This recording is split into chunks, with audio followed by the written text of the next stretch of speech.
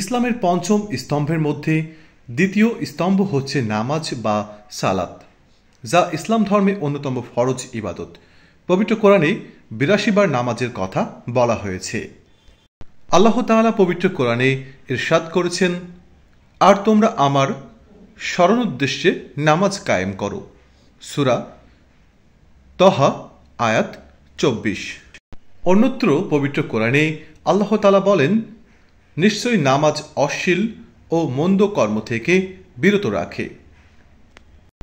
নামাজ আদায়ে অসংখ্য হাদিসও রয়েছে।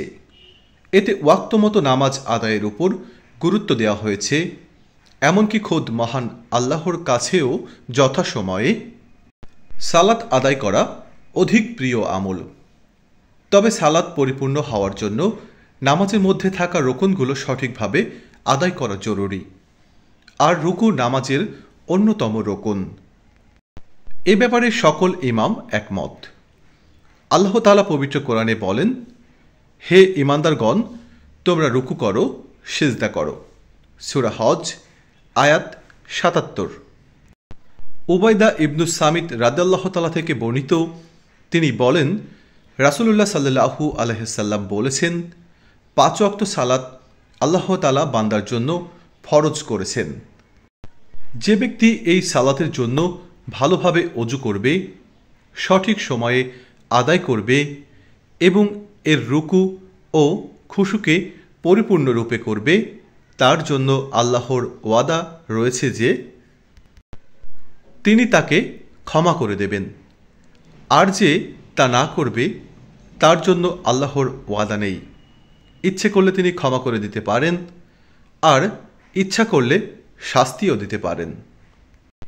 এক্ষেত্রে নামাজে রুকু আদায়ের সময় বিশেষ একটি দোয়া রয়েছে, যেটি পাঠ করলে বান্দার পূর্বের সব গুনাহ মাফ করে দেওয়া হয়। আবু হুরায়রা রাদিয়াল্লাহু তাআলা থেকে বর্ণিত হাদিসে এসেছে, রাসূল সাল্লাল্লাহু আলাইহি ওয়াসাল্লাম বলেছেন, ইমাম যখন সামি আল্লাহু লিমান হামিদা বলেন, তখন তোমরা আল্লাহুম্মা রাব্বানা লাকাল হামদ বলবে। কেননা যার এই উক্তি ফেরেশতাগণের সঙ্গে একই সময়ে উচ্চারিত হয়, তার পূর্ববর্তী সকল গুনাহ মাফ করে দেওয়া হয়। আরেকটি হাদিসে রুকু শেষে ছোট্ট একটি দোয়ার কথা এসেছে, যেটি পাঠ করলে ফেরেশতারা সওয়াব লেখার প্রতিযোগিতা করেন। রিফায়া ইবনু রাফি জুরাকি রাদিয়াল্লাহু তাআলা বলেন, একবার আমরা রাসূলুল্লাহ সাল্লাল্লাহু আলাইহি ওয়াসাল্লামের পেছনে নামাজ পড়ছিলাম। তিনি যখন রুকু থেকে মাথা উঠিয়ে সামি আল্লাহু লিমান হামিদা বললেন, তখন এক সাহাবী রাব্বানা ওয়া লাকাল হামদ হামদান কাসিরান তাইয়িবান মুবারাকান ফিহি বললেন। পরবর্তীতে নামাজ শেষ করে রাসূল সাল্লাল্লাহু আলাইহি ওয়াসাল্লাম জিজ্ঞাসা করলেন, কে এমনটা বলেছিল? তখন ওই সাহাবী বললেন, আমি। জবাবে রাসূলুল্লাহ সাল্লাল্লাহু আলাইহি ওয়াসাল্লাম বললেন, আমি দেখলাম ৩০ জনের বেশি ফেরেশতা এর সওয়াবকে আগে লিখবেন তা নিয়ে নিজেদের মধ্যে প্রতিযোগিতা করছেন। প্রিয় দর্শক শ্রোতামণ্ডলী, ভিডিওটি সম্পূর্ণ দেখার জন্য সকলকে অসংখ্য ধন্যবাদ জানাই। ভিডিওটি ভালো লাগলে আমার চ্যানেলটিকে সাবস্ক্রাইব করুন এবং পাশে থাকা বেল আইকন বাটনটিতে ক্লিক করুন। লাইক, কমেন্ট এবং বেশি বেশি শেয়ার করতে থাকুন।